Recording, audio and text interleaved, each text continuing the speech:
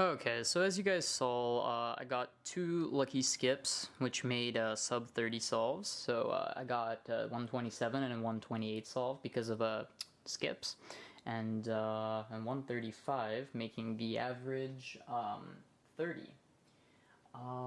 And I could have, my first solve had no skips, and I got 35, and I should have done it at less than that. It should have been 30, but I didn't know the E-perm, and it's my fault. I didn't memorize it, so I'm still learning them.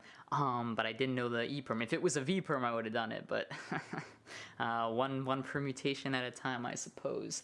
Anyways, guys, I'm getting better, but there's still work to be done. Next video, I'm hoping I'll have all of them memorized for you guys so that I can start actually getting them into get my average sub-30 so that we can get on to the next series, getting it to be sub-20, but that's a whole nother story.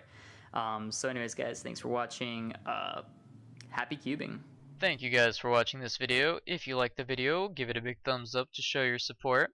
From here you can check out last week's video as well as next week's video when it arrives. And lastly, if you would like to be notified of future videos, hit the subscribe button below. Thank you.